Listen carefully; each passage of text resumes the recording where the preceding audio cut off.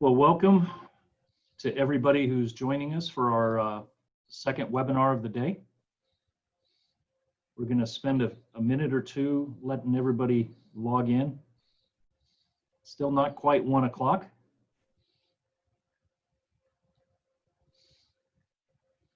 We had a great webinar this morning, lots of great questions, and we learned how to work Zoom webinars. So that was we figured out between this morning and this afternoon some things that we did a little bit kind of funky, but we've learned from it, and hopefully this one will go off very, very smoothly. Never let it be said you can't teach an old dog new tricks. That's true. We are old dogs. So welcome to 2020. Well, while we're waiting for everybody to join us, just want to say thank you very much for participating, and we've got a great turnout today. We've got people from actually all over the world that are joining us, so that's really cool. I know some of you are from the UK. We've got some from South America and Canada, a lot of folks here in Texas, but we do have people from all over the world, so we really, really appreciate the fact that you guys are participating in this. And we'll try to make this really enjoyable and fun. You'll see that there's a little Q&A tab at your Zoom screen that you can ask questions as we go along. And we will have some time at the end to answer any questions that you might have. So certainly feel free to go ahead and ask those questions as we do go. And Wayne or I will kind of take it and try to answer those questions as we do go. So with that, Wayne, anything you want to say before we start? Nope, just welcome to everybody. Hope this is what you signed up for, and I hope it is informative and helpful. Absolutely. All right. So let's see if we can get this going. All right. Well, welcome, welcome, welcome. Competency in the EX world, how to comply. So a little bit about us. I'm Bob Johnson. I recognize a lot of names that are here that have logged in this afternoon, and I appreciate the fact that you guys are here joining us for the next hour. So I started up Source IEX here about 18 or so years ago, and we want to spend just a couple minutes kind of telling you a little bit about what we do. Some of us know, you may know us for one thing, but didn't realize that we did some other things. So we kind of want to fill you in on all the various things that are going on. We are fortunate, by the way, nobody here has been tested for COVID-19, even though Houston is obviously going through some tough times here in the last week or so. But we're doing our social distancing, so Wayne is not here. And so we're keeping our... Wayne's never really here, but you know. Yeah, that's true. So anyway, just a couple things, not to bore you to tears with all our great and wonderful accolades here, but both Wayne and I are Compex instructor assessors, and we're also IECEX trainers. And we, as our company, is an IECEX recognized training provider as well. So we're very much involved in training, and competency is a big portion of it. So we thought this would be a great topic to discuss today. So we hope you enjoy this. So a little bit about our company just before we start. Many people know us, and this is how I originally started the company, as kind of a specialty distributor for a lot of EX products here in Houston, really focusing my attention on the international side of things. So some of these manufacturers you may be familiar with. We have some obviously large manufacturers in here, but there's also quite a few different manufacturers and service providers that we get involved in that you may not be familiar with. And so certainly this is a pretty representative list of the manufacturers that we deal with, and we have some other ones as well. But certainly we welcome all those opportunities to be able to supply product, and we appreciate that definitely in this difficult time and day and age, no doubt. But some of the other things that we do, we also are involved in inspection services. We've kind of gotten pulled into this market, and we appreciate the opportunities to do it. So both Wayne and I will go out and we'll do inspections, and we've actually done some installations. Actually, Wayne was offshore here not too long ago, up until not too long ago, doing some installation for a client. And so we certainly get involved in that. And from the inspection standpoint, we can do it on equipment. We can do it on behalf of a third party, or be that third party, or come in and help you kind of make sure that everything is all right before you're getting ready to do your FATs and all that good stuff.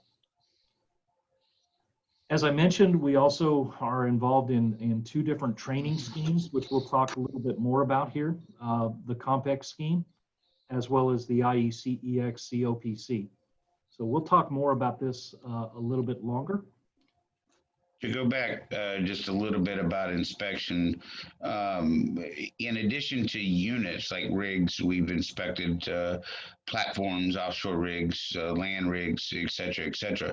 We can do pre-shipping inspections of specific skids or items of equipment that have been manufactured and assembled prior to shipping, and we have seen end clients require that from third parties. So we are qualified to do that as well. Yeah, and along those lines too, we also have some great tools, both software from Arn Lee, and I think we've actually got one of the guys from Arn Lee online with us. Hey, Paul, that offers a wonderful software package for tracking of your assets and inspections, as well as having tablets that are suitable for Zone 2, or excuse me, Zone 1 and Division 1 from the folks at Ajax, and all different kinds of little tools to make life a lot easier for your for inspection and maintenance of your assets. The other thing that we also get involved in, and this is becoming much more important, is certainly the consultancy side and certification services. I've always been involved in this kind of in a informal manner to help clients because that's something I really enjoy doing, is helping people trying to get approval to the relevant standards. And we've gotten a lot more involved in that here really over the last 12 months. And we have teamed up with QPS out of Canada, that is an NRTL here in the United States, as well as a certified lab in Canada. They are also an IECEX certifying body that we've teamed up to provide the COPC. And they now have opened up an office in mainland Europe to be able to provide the ATEX directive or compliance to ATEX. And we have another company that we work with out of Russia that can actually get you Russian approvals as well. So we act in effect as the local agents, or in some cases we'll actually act as the auditor for those companies to be able to come into your facility and make sure that you're in compliance. So if that's something that you need or assistance on, we'll be happy to talk about that further. So enough about us. Let's talk a little bit about competency. And what is competency, right? So everybody has a different interpretation of competency. And I know, when I first started hearing the term, I thought it was one thing, but basically what it is, it's three legs.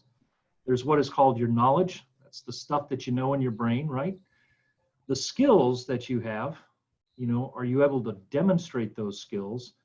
And the behavior, right? Do you follow it and do it time and time and time again? So competency, it's a standardized requirement for an individual to properly perform a specific job or duty. So here's one thing that I used to think competency was, if you had an awful lot of experience, and we've had this actually with some of the students that come through some of our courses, when we start to show them how to actually install a cable gland properly. We've had people come through that have installed glands for years and years and years, and they look at this and they go, I've done this, I know what I'm doing. And then they get into it and they realize, well, wait a minute, you've been doing it wrong for the last 20 years. So just because you have a lot of experience doesn't necessarily mean that you're competent, right? A great thing is, and I used this analogy this morning, is airline pilots, right? Where do airlines get their pilots? Typically from the military. They're ex-military guys, have been flying fighters or whatever it is. And of course, they don't just automatically send them out there and say, okay, go ahead and take this Airbus or Boeing 737 or whatever and take it up. They have to be trained. They put them through a simulator, and then they have to be assessed, right? So just because you understand the basics of flight, going from one airplane to another, you have to determine your competency. And that means that there is an assessment. That means that you have to demonstrate your capability to do it. So that's really what it comes down to be. So the key critical thing that people miss out when determining competency is that third party or that assessment process.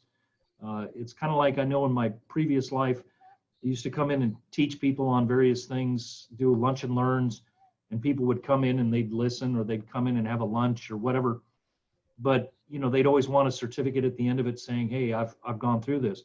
Well, I don't know what they were really assessed upon unless I had an exam or something to be able to actually determine whether or not they actually learned anything. They were just sitting there. So the assessment is a real critical thing as far as determining competency. So where did really competency kind of develop in the oil and gas industry? What was really the driving factor? Well, it really boiled down to one particular event in July of 1988. And that was the 32nd anniversary of it was last week. Excuse me, the Piper Alpha platform exploded and burned. And it went down in a very, very short period of time. 167 people lost their life, and that particular rig accounted for about 10% of the total North Sea of production of oil and gas. That was the wake-up call for the offshore industry in the North Sea, and actually really worldwide. Because up until that time, it was pretty much, you know, Katie bar the door, let's get after it, let's move, let's get into it, let's explore, this is wonderful. And that really was a very, very sobering event that really hit everybody very, very hard, obviously. Needless to say, the families of the 167 people that lost their lives, but just the industry in general. So of course, that what came out of that, they came out with what was called the Cullen Report. And it took about 2 years to publish, and it was published. There was 106 recommendations that came out of the Cullen Report, and every single one of those 106 recommendations were implemented. And one of the primary reforms undertaken was that the employer should be responsible for the competency of its employees.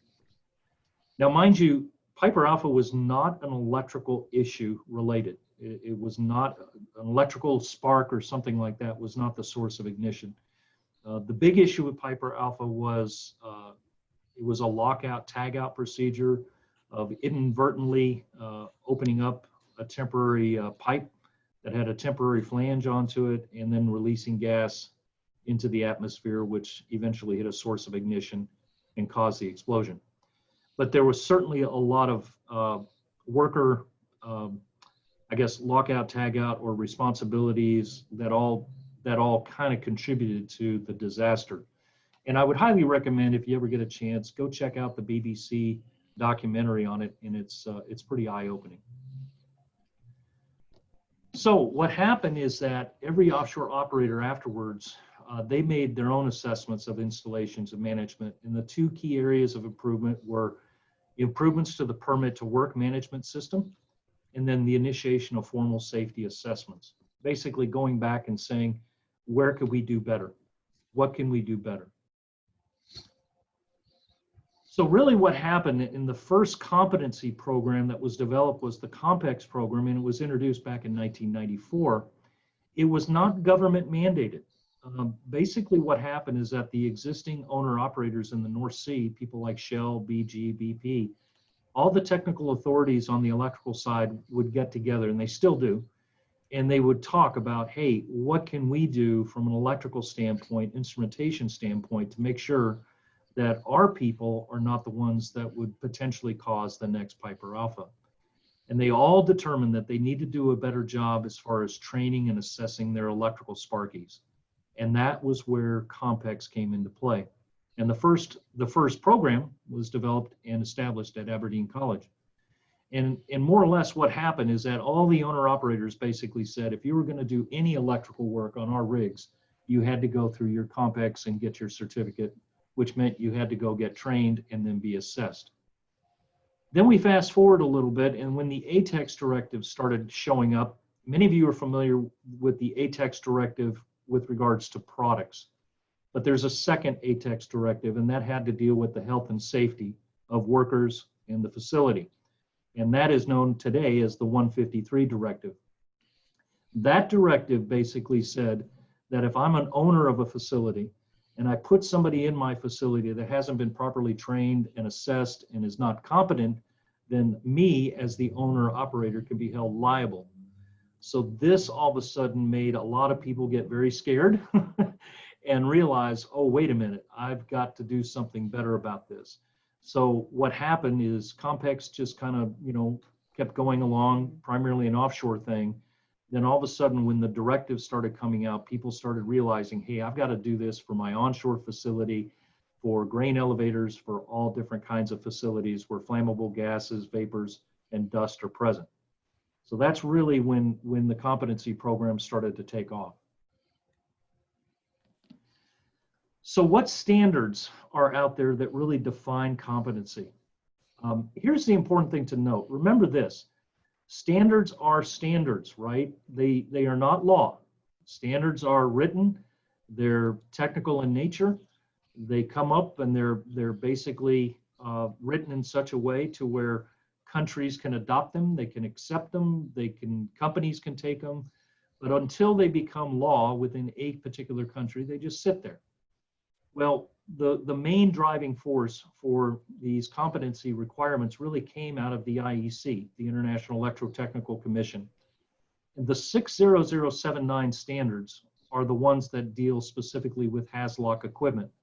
So if we're talking about an EX piece of equipment, it's tested and certified to a 60079 standard. The main standards that really address competency are the -14 and the -17 standards, and also is now included in the 80079-34 standard. So just to understand, the -14 standard is your design, selection, and erection standard. So for those of you familiar with the NEC code book and you look in Article 500 or 501, that tells us all the details on how to do an installation around class and division.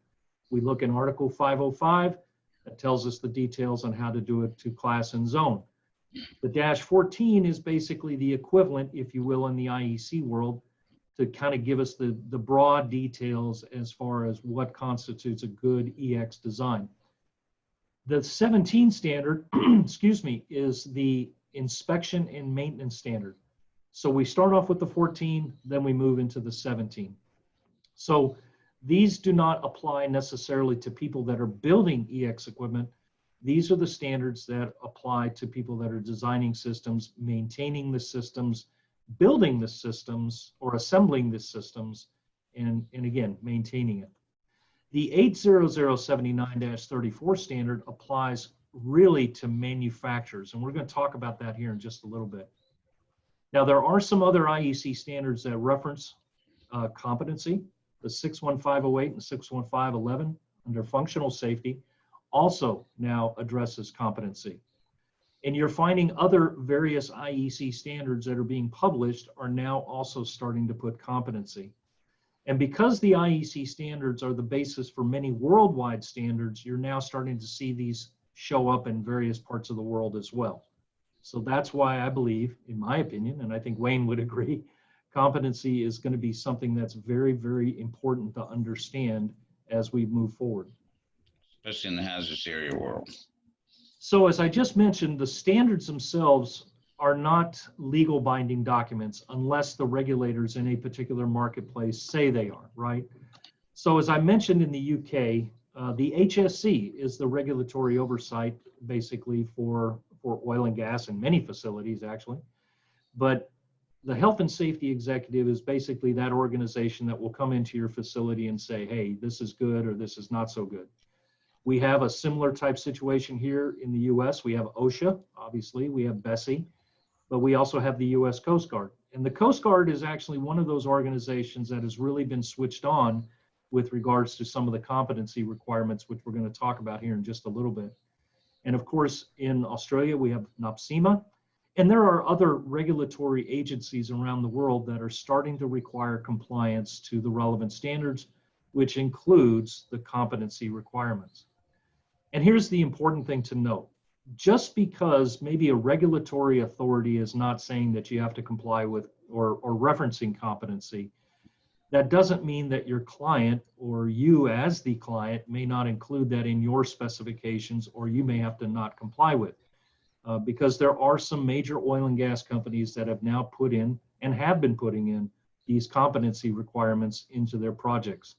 So it's important to understand that if I'm at an EPC firm and I'm doing a design job for a particular client, I want to make sure, do they require competency in the designers? If I'm supplying a skid package to a particular client, are they requiring compliance to the 60079-14 Annex A competency, right? Those are all things that we want to make sure that we understand before we undertake these projects, because quite honestly, we've seen this where clients are not doing this, or vendors are not doing this, and then it comes up and bites them in the rear end. So keep that in mind. Yeah, and just to give you an example of that, the project that I just finished, as Bob mentioned, offshore, was solely because an electrical installation was being done in a hazardous area, and they required somebody with my certifications to verify that it was done correctly. That was the end client requiring that of the vendor. So that's the type of thing that Bob was just talking about. Yeah. So this is something that just came out July 6th of this year, and this is a marine safety alert. Now this really applies, excuse me, to vessels that are using LNG as their fuel of choice. So one thing that you were finding in the world shipping market is that there's a big move afoot to try to convert a lot of these ships that were running on diesel to convert them over to LNG. And this is happening not just with tankers and carriers of equipment, but actually cruise ships are now using LNG as a fuel of choice. What the Coast Guard has determined is that they are seeing that now with some of the electrical equipment, they're finding that it's not installed properly, it's not certified, and they are very concerned about it. And they reference these relevant IEC standards. And here's the key thing: implement an appropriate periodic inspection and maintenance program by competent personnel, and the repairs should be made by a competent technician or repair facility. So what are the three main standards that they're referencing? The -14, which is your design, the 17, which is your inspection, and they've also included 19, which is repair and overhaul of EX equipment. So that basically falls in line with what they are talking about. And just to add to that, the Coast Guard adopted the IGF code, which is the IMO code for LNG fuel vessels, which does mandate competency and inspections. And so the Coast Guard, the U.S. Coast Guard, is actually becoming the first government organization to mandate competency. And we're heavily involved in that at the moment. They're trying to figure it out because they've never done it before. So that policy letter, that notice that Bob just showed you, is very shortly, we think, going to morph into a policy letter regarding LNG fueled ships. So it is coming, and we suspect once the LNG side of the Coast Guard adopts it, that other parts of the Coast Guard will as well. Bob, we do have a question. Yeah. Do you know if ABS or BV Brazil will be taking on these standards, since the Coast Guard has started to require these? I noticed a lot of similar standards in these specifications with shore vessels and tugs. So that's a great question.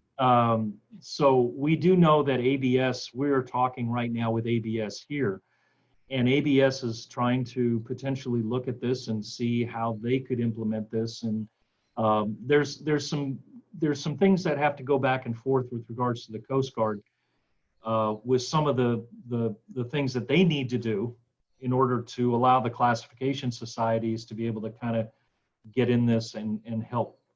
So yes, I would say, Joseph, on this one, stay in touch, because I think you're going to see some changes coming out on this thing. So yeah, essentially what the Coast Guard has decided is that they would allow these classification societies to approve of a program, a competency program, and once they did it, the Coast Guard would then accept a program which that one of these classification societies approved. So you'll see ABS, BV, and so forth signing off on a competency program here in the very near future. So we have a little quiz. You have a multiple choice. There is, you can answer more than one. So go ahead and see if you guys were paying attention on what standards define competency. And we're seeing some of the results come in, which is good. So you guys are awake. That's positive. I have to tell a quick story. I've been doing some of these webinars on the behalf of one of our manufacturers out of Italy.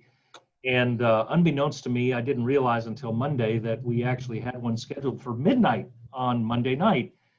So I ended up doing this, and I was absolutely amazed. There was one other person from North America that was actually part of the webinar. So, but I must admit, trying to answer questions on entity concepts on intrinsic safety at 1:10 in the morning was not the most ideal situation I was in. So, but I survived. So, okay, let's end the polling, and I'm going to share the results. So, you can see that basically the correct answers were B, C, D, and E. Now, A is not an incorrect answer because there is actually competency requirements in the area classification standard. So the 10-1, since we didn't cover it, that has to deal with area classification. So actually all the answers are correct. So, all right, let's move on. So we talked about Piper Alpha, and of course, we had our experience with major offshore disaster with Deepwater Horizon. And I think, Wayne, you mentioned that the actual economic impact was now in excess of 45 billion, or 55 billion, not 45 billion. So here was the key thing that came out of the USCG Bessie report about Deepwater Horizon. You know, you've all probably seen the movie, and it was really, I mean, a tremendous movie, fantastic movie. And I think what they showed in the movie was that there was an intake of the fumes into the engines, correct, Wayne, if I'm not mistaken, and that basically was the potential source of ignition. Right. But here was the thing: the Coast Guard actual final report never fully came up with the actual potential source of ignition, but because of audits that had been done previously with a lot of haphazard electrical equipment that was located in hazardous areas, they did not rule out the fact that it might have been electrical equipment installed improperly or in bad shape that potentially could have caused the initial explosion. So the point is that electrical equipment can potentially be extremely dangerous, and mechanical equipment as well, if it's not properly installed, maintained, or selected. So bottom line there was that the movie showed, and all initial reports indicated that the first explosion occurred in the rig engines, which were equipped with rig stavers, which should have shut the engines down upon detecting gas, but reports said they were turned off. But the Coast Guard said that actually, no, the initial explosion did occur in the area of the rig floor, which led to that speculation about the equipment. And of course, nobody will ever know what exactly caused the initial ignition, but that they're just saying that could be possible, because at the end of the day, if your equipment's not installed or maintained properly, it's not going to do what it was designed to do, which is prevent the explosion. Right. So these pictures that you see there, those are actually operating equipment located in a Zone 1 area. That's a motor on the left-hand side. That's obviously a bell of some sort in the middle. And there's a junction box with a CG gland located on the right-hand side. Now that equipment, by the way, I think, Wayne, is that not incorrect? That equipment's only about 3 years old? The two on the left are the last one is actually a land rig, and so that's in the cellar area around the BOP. That's actually a gas detector. But the two on the left, yes, are from an offshore rig that was 3 years old at the time those were taken. So here's the important thing to note. We can spend all our time engineering, designing, selecting the right equipment, and it can all be certified, but then once it leaves our floor, if you will, if it wasn't selected correctly, if it wasn't installed and we didn't maintain it, then obviously we could have all kinds of problems. So, you know, we're engineers, right? And we look at this and we say, well, it's all those idiots in the field that are screwing things up, right? So it's really not. This is a very interesting report. The HSC, the UK HSC, had come out. Now, this really applies more to control devices, but when you look at this, these types of reports looking at root causes of some industrial accidents, it's actually pretty close to what you see even with industrial accidents worldwide. But basically, if we take this information, we look at it, what are the major issues, the root causes of some of these large industrial accidents? And if we notice the big purple slice there, it's specifications. And we go, wait a minute, you know, specifications, how could this be the issue? When we think about the installation, well, it's really only about 6% of the faults. But all of those potentially could be situations that if we're not addressing it at some point in time, potentially could be that one potential critical link that could create all kinds of problems. So we like to think that we're sitting in offices and we're designing systems and we're doing the right thing. It's all the operational guys or maintenance people. But in many cases, it really falls down to people that are sitting in offices designing systems and designing equipment, and it's just not right. And looking at that, if you look at those 5 causes, all of those relate to competency, right? If the engineer who's designing it and specifying the components of the equipment, or the end client who says this is what I need, don't know or understand what they're asking for, what they need, then they're going to spec the wrong equipment. And then you've got the installer who, if he's not competent, he's not going to catch that. He's not going to understand that you've asked to put the wrong thing in the wrong area. And then the whole changes after commissioning, that's unauthorized modifications. So you could have done everything right, and then somebody comes behind you who isn't competent and makes a change to the equipment, drills a hole in it, adds something to it, leaves cover bolts out of it, which could be an incident, potential incident in itself. So all of these relate to whether people truly understand hazardous areas and the equipment and how it should safely operate in those areas. So this is, some people say, hey, how many faults do we typically find? And, you know, we've done a fair amount. I mean, Wayne's done an awful lot of inspections, and I've done a lot of research on this to try to find out what, as to the amount of equipment that's actually out there that there may be a fault with. Generally speaking, about 30 to 45% of the equipment that's actually installed in a lot of these facilities, there's an issue. Now, mind you, how come these plants aren't blowing up every day? Now, some of these issues could be, well, it doesn't have a proper label, right? Or something that's not necessarily a dangerous threat, right? But it's, okay, it doesn't meet the requirements. So there are levels of severity with regards to the failure rate, but still, it's a fairly significant number.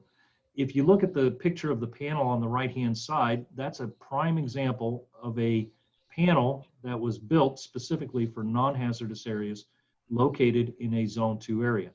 Now, is that the panel manufacturer's fault? No. Whose fault is that? Is it the guy who installed it? No. It's probably an engineer or designer that, you know, selected the wrong thing or engineered the wrong thing, or the specifications weren't correct. So again, the root cause comes down to lack of training, the knowledge, and the lack of competence. Well, I would disagree with you a little bit, Bob, in the fact that it is the installer's fault. And again, back to what I was saying before, was if it's spec'd wrong and you're installed, we get a lot of people say, well, we just train our engineers because they design it, and the installers, they just do whatever the engineer tells them to. But the problem is that the engineer is not competent and something is wrong, and the installer is not competent, then he's not going to catch those errors. So yeah, it is. You have to have right. it on both sides of the equation. That's true. All right, another poll. So let's see. We're going to do a different one. What's our root cause of industrial accidents? I think we've beaten this one to death. You should all get this correct, I would imagine. So we'll go through this for just a second. You guys are all answering, fantastic. You guys are paying attention. You're getting good results here. All right, we got a lot of you who have voted here. We'll give it another couple seconds.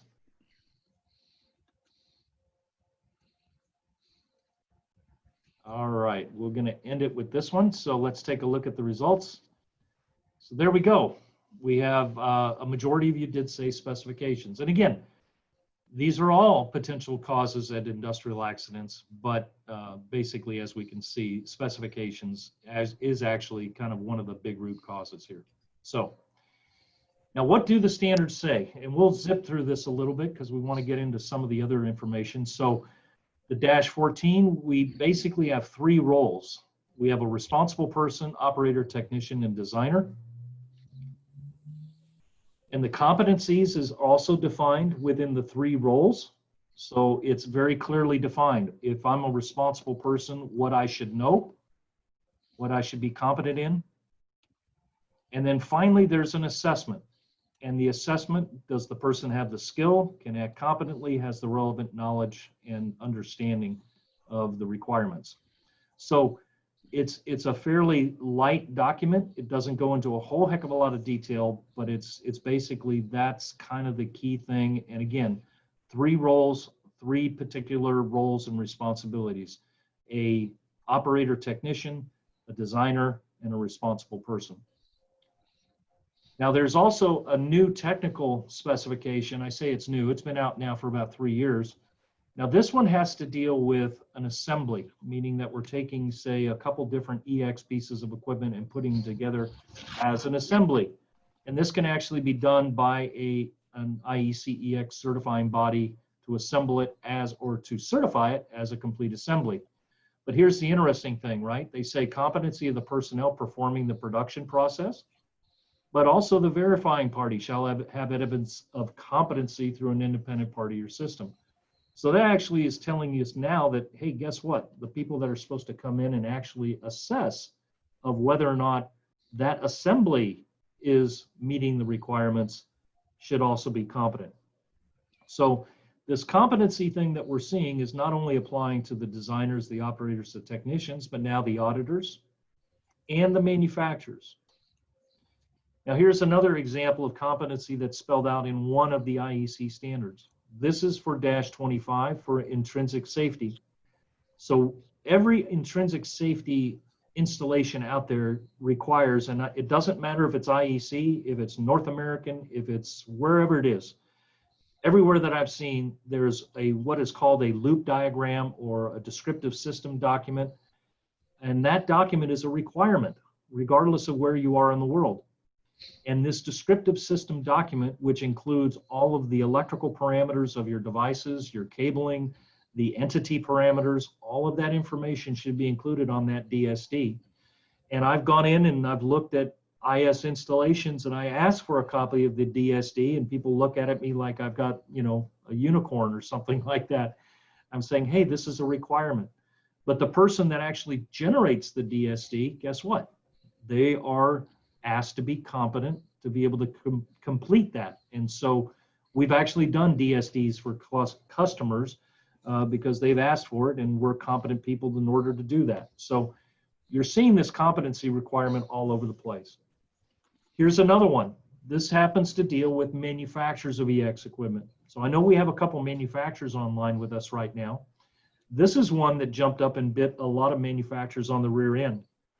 So as a manufacturer, when you're doing mass production of EX equipment, you're building it to, you're having the auditors come in, whatever certifying body that's coming in, whatever standard, whether it's North American, international, whatever it is, it's a very similar process. Well, this standard was developed specifically for manufacturers of EX equipment as a bolt-on to their ISO 9001. And this edition 2 that came out 2 years ago included all of this about competency. The reasoning for this was basically a lot of auditors were going into these facilities for these manufacturers, and they were finding out, even though these manufacturers were producing these products consistently over and over and over again, there were a lot of mistakes, a lot of problems. So this competency requirement started showing up now as part of your ISO 9001 to be able to produce mass production EX equipment. So if I haven't made myself clear, this competency thing is out there all over the place. And So bear in is it mind limited to just international standards? No. So I sit on the UL committee that writes or adopts, if you will, IEC standards for the US market. One of the latest standards that we developed was the 60079-17, which is basically very similar to the IEC version. So if I've got a facility that's going around class and zone, I need to be following this requirement. And guess what? For inspection and maintenance, it also, again, talks about the competency of the person referred to in the standard. So this is an important thing to note. We want to make sure that you're aware of this. Now, as you're seeing, because we're seeing all these competency requirements in all these individual standards, the IEC has determined, guess what? We're going to come up with a technical specification or standard, not sure which one it's going to be yet, but basically it will be dedicated to personal competency. It's supposed to be published in May of next year, and it's to harmonize the requirements for the level of knowledge of personnel performing activities related to explosive atmospheres globally. So if you think about where we reference competency in some of those other standards, we referenced it to responsible persons, to technicians, operators, designers, to manufacturers, to people that are designing your DSDs. I expect that this standard will basically put all that together, and that we'll have something that we can use to actually say, okay, this is what we need to be doing.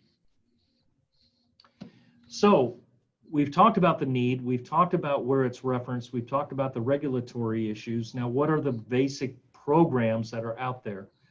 And there are two major ones. These are not the only ones worldwide, okay? But these are the two most well-known.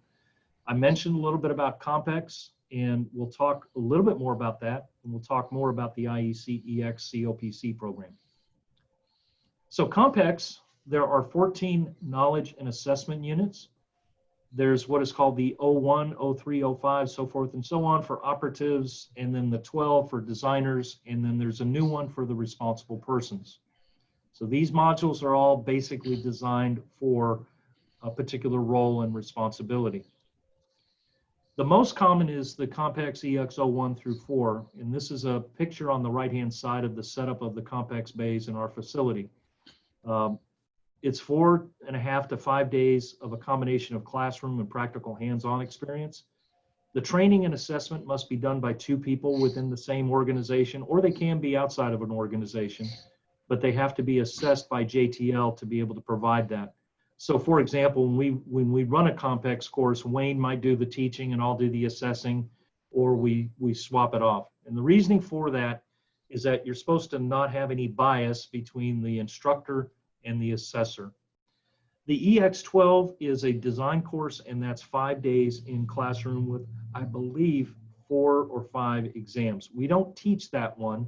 Intertech, who we work with on COMPEX, the instructor for it is located up in Plano, and we may be holding an EX12 course here. And I might become qualified to teach that course at some point in time, but it's not a fun one. So there are 52 centers worldwide. It's owned by an organization called JT Limited. All the training assessment centers are run by third-party organizations. They're vetted and audited by JTL, and JTL determines the course content to be delivered by that third party. The training materials are based upon the IEC EN standards and a document called the EMUA 186. If you notice on the world map, there's 27 centers in the UK, and so half of the centers are in the UK. The other half are located around the world. The vast majority of COMPEX, and because COMPEX really started in the UK, that's really where a majority of where you see people requiring COMPEX is really a UK thing. But it's not just a UK thing, but it is very much a UK-centric competency program, if you will. Now, the IEC EX has come out with their, what is called a Certificate of Personnel Competency, and as opposed to 14 modules, there's 11 modules. Now, the ones that I've highlighted in red here that you can see, those are the modules that we actually offer. We don't offer every single module. There are some centers that are testing, or I shouldn't say testing, training organizations that will actually provide all of them. And some of the certifying bodies will actually assess you against all of those. The training and the assessments are based strictly upon the IEC 60079 and the 80079 set of standards. So some people may ask, okay, if I've done COMPEX 1 through 4, what's that equate to? So forth and so on. So we don't really go into this in this presentation, but there is an awful lot of overlap between the two competency programs. And we've kind of put together, if you will, and be happy to send it to you afterwards, kind of a little chart that shows you, okay, if I've done COMPEX, what would be the IEC EX equivalent, and so forth and so on. So the Certificate of Personnel Competency, the way it works, and instead of having an organization like JTL who owns Compex, this is actually run through the IECEX, and each certifying body has the option, if they wish to become a certifying body for the COPC scheme. And of the various certifying bodies under the IECEX as certified product, 15 of them have gone through the assessment and are approved to issue what are called Certificate of Personnel Competencies. By the way, yeah, okay. So similar to a product certification, the EXCB assesses the candidate based upon the operational document OD 504. So what I would recommend for anybody who's really interested in this is go to the IECEX website and go download that operational document, because that tells you exactly what are the outcomes and expectations of candidates going through those various modules and what the expectations are. Be happy to share it. This is one of the documents, by the way, that is free under the IECEX. A lot of them you have to pay for, but anyway. Now there's this other designation, what is called the recognized training provider. And we are one of 32 recognized training providers around the world. We are vetted and approved by the IECEX to deliver the course content around the IECEX scheme. Now, candidates are not mandated to be trained by a training provider. As much as I would love to tell you, you must come to a recognized training provider or you must come to us in order to get trained, you actually do not have to. The IECEX Certificate of Personnel Competency scheme is really an assessment scheme. Now, the training is bolted on. It's kind of like I want to get trained before I go get assessed. And so that's where the recognized training provider comes into play. So what we have to do, as I mentioned a little bit previously, if you understood about Compex, where we had to have two different individuals, one doing the training, one doing the assessment, the same thing kind of holds true here with the IECEX. We as an organization can provide the training, but the EXCB that we use, in this case, QPS, is the ones that actually grade the exams or do the final assessment on the candidates. So again, there's a separation between the training organization and the assessment organization. A little bit about it, the assessment modules can be fixed or portable. The RTPs can provide a little bit more flexibility in their training options, including virtual reality online. Unlike Compex, each EXCB comes up with their own practical exercises approved by the IECEX auditors. And again, most of the RTPs, such as ourselves, have teamed up with an IECEX certifying body in order to streamline that certification process, meaning one-stop shop. The written exams are pulled from a common database. Here's the important thing too. Training can include other specific topics in addition to what the candidate will be assessed upon. So for example, if I may be a company that's involved maybe very big in the offshore market, and that's really our big market. Well, remember the IEC standards, the 60079 standards are HAZLOC standards, but they apply to onshore, offshore, and everything else. So we've done where, for example, when we have some customers that are really just in the offshore market, we'll take a lot of information, we'll add some information based upon the 61892 set of standards, which deals specifically with MODUs. So we'll add additional information into the training program. It's not that you're going to be assessed upon it, but we want to try to make that training a lot more real world, if you will. And then finally, not all of the certifying bodies are approved for all modules. So you want to make sure that you team up with a certifying body that can offer you the modules that you want. And note too that this program is a little more flexible than Compex. With Compex, you got to go to a center because of the bays that are constructed for the hands-on. And if you sign up 1 to 4, you've got to take 1 to 4. You can't just say, well, I just want to take 2 or I just want to take 4.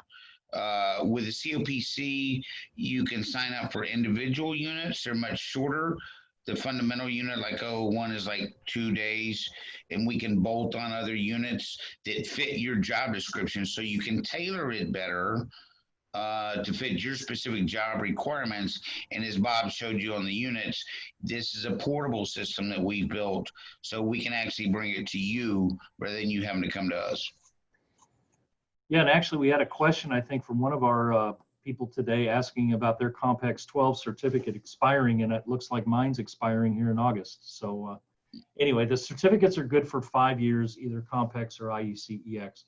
And just like the IEC EX certificates for products, the Certificate of Personnel Competency certificates are also located on the IEC EX website.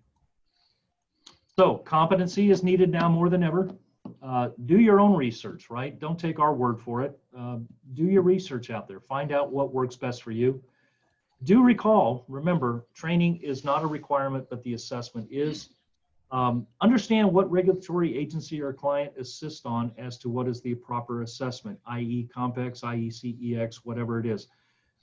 We had one question from the seminar earlier today about, you know, I've got Compex, but now I need, or should I get IEC, EX? And it's kind of like, if you want to increase your knowledge, fantastic, but do you need it? No. I mean, have one versus the other, or do both, but generally speaking, the materials are very, very similar. There's a lot of overlap. And again, as I talked about, the whole EX thing is only as strong as its weakest link. So we don't want you to be that weakest link, right? And so competency is very important. Now, a couple questions and answers, and I think I just answered this one, or I just noticed myself. We had a question earlier that people, a gentleman answered or asked. Their Compex EX12 qualifications. So JTL, who owns Compex, does have a refresher course for the 01 through 04, which is the 01 through 04R.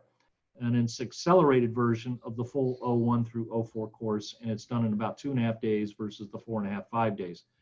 However, JTL hasn't come up with a refresher course for the Compex 12 module. Here's the one thing. I think some of you out there have actually got your Compex certificates. If you do have a Compex EX01 through 04 and you do want to take that refresher, make sure you sign up before your certificate expires. So keep that keep that in mind. The COPC right now doesn't really have a refresher program in place. And by the way, just so you know, I don't know of any of the centers in the U.S. that are offering it. Do you, Bob? The refresher course? Yeah, one of the centers, and I don't mind telling people, it's OCS, actually has a refresher course. So I've contracted my services out to be an assessor over there and done that. It is it's about 3 days as opposed to 4.5 days. And I will tell you, the refresher course, I understand that JTL has changed it, but I will tell you this much. The refresher course, the failure rate was pretty high. And the reasoning for the high failure rate was the fact that if you were going to go through a refresher course, it was assumed that you were really knowledgeable in your EX world.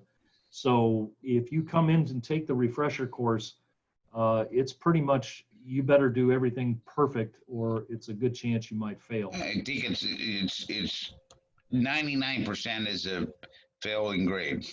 I think you had to get 100%. On certain exercises, you would have to get almost 100%. We do have a question, Bob, about any Compex related training for mechanics. Yes, non-electrical, yeah. Hey, Sean. There is. Go ahead, Wayne. There is, just so you know, there is a module called EX11, which is the non-electrical qualifications. Unfortunately, very few centers offer it. It just never really caught on too well. So there's only 2 or 3 centers that offer it. And none in the United States that I know of. There's nobody in the United States I'm aware of that's offering that Compex EX11, if I'm not mistaken. So there was a question about directives and competency. Well, we talked a little bit about the ATEX directive, and it is referenced in the relevant EN 60079 and 80079 standards. The other European directives to gain CE marking is to note are EMC, LVD, the PED. The EMC directive really follows the requirements of the 6100 set of standards, which are the EN versions of the IEC. And the LVD applies. And by the way, the low voltage directive, we think of low voltage, maybe like 24 volt. It actually is less than 1,000 volts, and I've actually got that wrong, my little arrow there. But anyway, it's 1,000 volts or less falls under the low voltage directive, and it follows the requirements of the 61439 standards. So there is, to my knowledge right now, there's no competency requirements in the 6100 or the 61439 standards. So to my knowledge, there isn't, but that doesn't mean they don't exist. It does require the manufacturer to issue that declaration of conformity to get your CE mark to make sure you're compliant with all those directives. We have another question, Bob. Yeah. For the Compex 14, is there going to be a course on this? I'm curious about the terms of the Compex 14 in terms of responsible parties. Does this refer to the person who is signing off on the DOCs and COCs stating that the product is certified, or is this for a different term of responsible parties? You want to answer that, or? No, I'm not sure I understand it, but I tell you what. I think what he's referring to is, in other words, this 14, when we say responsible person, is that referring to the manufacturer, whoever signs off the declaration of conformity? Or is it on the other end? And the answer to that question is no. It refers to, when Compex refers to responsible person, when the standard does. What they're talking about is a person who oversees a hazardous installation and who's responsible for maintaining documentation, for ensuring that inspection schedules are set and met, et cetera, et cetera. They may not necessarily be a technician, but they've got to have some knowledge and competence of hazardous areas. So that's, it has nothing to do on the manufacturing end. That's correct. Yeah. No, thank you, Wayne. That responsible persons course, there's again, I don't think there's anybody here in the United States that's offering the Compex 14 module. 14, no. Yeah, there's I think maybe 2 or 3 centers in the UK that are offering it. And again, that really applies to the project manager level type individual. So again, the amount of material from an EX perspective, it's fairly limited. But what is covered, excuse me, what is covered in that is how to understand the documentation, the certs, what is all the requirements as far as documentation from, a technical dossier, a technical file, all of that kind of good stuff. So it's more, again, it's not getting down to the nitty gritty on the EX side of things, and it does not apply to manufacturers. And by the way, the design courses, both for Compex and under the IEC EX, sometimes people get confused on this. When we talk about design and we talk about the details in -14, what we're talking about is the application of EX equipment in a system, meaning that I've got a plant, I've got an offshore oil platform. I need to select the lights, I need to select the glands, I need to select the boxes, I need to select everything. That's what we're talking about design. Some people, when they think of design, they're thinking, well, I need to build an EX panel, or I need to build an EX whatever it is. That's not what's design. That's not what is really the design courses are. Now, with that being said, we do actually cover quite a bit of that type of information that is really relevant to the protection concepts. So say, for example, I want to build an EXD panel. Where do I go? Well, I go into the -1 standard, I look at the -0 standard, and I follow the requirements of what's in those standards, as opposed to -14, which is the application of using, say, a flame-proof panel in a system. So there's a slight, I want to make sure that everybody understands that, because we've had some people who say, hey, I want to learn how to be able to certify my product, and I want to take all these courses to do that. We can certainly do that, there's no doubt, but that's not really the reasoning for those courses. So now, where's Go Do ahead. bear in mind that the ICX does have what they call shop certifications. So there is a way that an organization can become certified in ICX design or ICX installation and initial inspection, which alleviates the need for a third party inspection and ongoing installation and maintenance. So a facility can get certified that way, but in order to do that, you've got to have the competent people on board. Right. So here's a question that came up is where is the IECX followed? And this is somewhat of a moving target because it does grow and change, but basically 35 member countries. I won't go through all of this good stuff other than where it applies here in the United States is basically in the offshore markets is really where IECEX is accepted. In some cases, it's actually the only scheme that is accepted. In many of the offshore markets, you can do both class division, you can do class and zone to API recommended practices, but in some cases, you need to go IECEX. One thing that you will find in the US, ATEX is not acceptable, period, end of story. ATEX alone is not acceptable. So if anybody tells you I've got a piece of ATEX equipment and I want to install it in whatever it is, the authority who has jurisdiction, generally speaking, will not accept ATEX only because it's not referenced within the NEC, it's not referenced in API, it's not referenced in BESI or the Code of Federal Regulations and all that good stuff. But most of these countries, what you're seeing, and this is kind of interesting, if you kind of dig deep, you'll see that they'll accept IECEX, but they say we still need to get a local cert. So really what this is all entailing is if you get IECEX, you can be used in some countries, end of story. In other countries, you still might have to pay some money. It wouldn't entail you actually having to retest your product, but you might have to get, you have to pay some money to a local certification lab who will look at the IECEX test reports and issue a new cert. So the whole goal of the IECEX was to have one standard worldwide everybody would accept. And for the most part, the standard's not a problem. But in various markets, we've adopted the IECEX, but there's still some little barriers to trade. Let's see, got something else here. Oh, remote programs, we talked a little bit about this, I think, and we're looking at doing some of the training programs under the COPC via web conferencing. The issue is the exams, so we have to figure that out.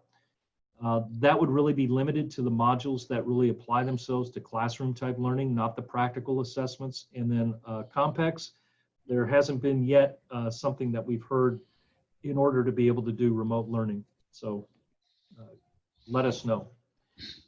We had a question that came up, where do I go to find information on the most relevant standards, right? So the IEC.ch website, look at TC31. That's the dashboard for the committee that writes all of the EX standards. You can find the latest, greatest as to where those standards are in development. And then if you want to find out the latest on the EN standards, you can go to europa.eu and search under the ATEX, and you can see the list of harmonized standards and where they're at. Where in the US is competency required? As I mentioned, it is in -17. We are working on an inspection maintenance standard for division installations. I mentioned a little bit about the US CG policy letter, and I think you're going to find more and more of this showing up. So be aware, it's coming. I tell you what, we're running out of time, but I'll answer this question. What we will do, we'll put this presentation, we'll answer these questions, and we'll send this presentation to every one of you. So I won't do that. Oh, last, I kind of forgot I put this in here. My kids are in the oil and gas industry, and I don't get to talk to them all the time, but a couple of Aggies, that one's a petroleum engineer, God bless you, Katie, and the other one's a chemical engineer. And they work for ExxonMobil and Kinder Morgan, and I'm so proud of them. And they're still gainfully employed, and I'm so happy about that. And they're participating in this webinar. So, and I got a whoop from one of the answers or questions there, so that's awesome. So Real proud of you kids, and thank you so much for being off my payroll. Feedback. So here's the thing. I think we've answered all our questions so far. But here's the thing. I'd really love for you guys to provide us some feedback, good, bad, or indifferent. We do have a little poll that I'll put up here in a second. But we are going to do more and more of these webinars on various topics. And we'd love your feedback as to what would you like to hear. You know, we've got a lot of information that we've talked about that we want to get into some of the nitty gritty on standards, rules, regulations. Let us know. We'd love to have you help us. Go to our website for further webinars scheduled. And again, we're going to post this presentation on YouTube. The last thing too, and Wayne and I have talked about this, about doing some custom webinars besides the training, but actually just like a free custom webinar for you and your company on a particular topic. It could be a specific product. It could be on a specific, you know, installing cable glands, or it could be on how to understand labels or reading certs or something like that. We plan on putting some stuff together, but if you have some stuff that you would like, we'd be happy to put something together for you. So that's something that we want to throw that out there for you. Last but not least. One thing, Bob, I did get a question from one person who said they could not see the screen sharing. They could see us, but they couldn't see the screen sharing. So okay. I told them we will be sending out, I said very specifically, drop me an email. I'll make sure you get the presentation. So if that happened to anybody else, then certainly make sure that we know that, and we will get a copy of the presentation to you. Absolutely, and we should have it, we should post it on YouTube here probably sometime early next week, so we'll have it available. So we want you to know that we appreciate your time. Lastly, I want to just say, hey, we've had a lot of people from all over the world a part of this thing, so that's really cool. I hope you're all safe. Be safe. Take care of all your family members, you know, do the right thing. I guess wear your mask, do all the good stuff, be smart about everything out there. And, you know, every day that we get down the road, we're getting closer to getting over this. So stay strong, be safe, and do the right things. And again, on behalf of Wayne and myself and everybody here at Source IEX, we all want to thank you very much for your support over the years. We appreciate you participating now, and we look forward to seeing you guys again. Thanks so much.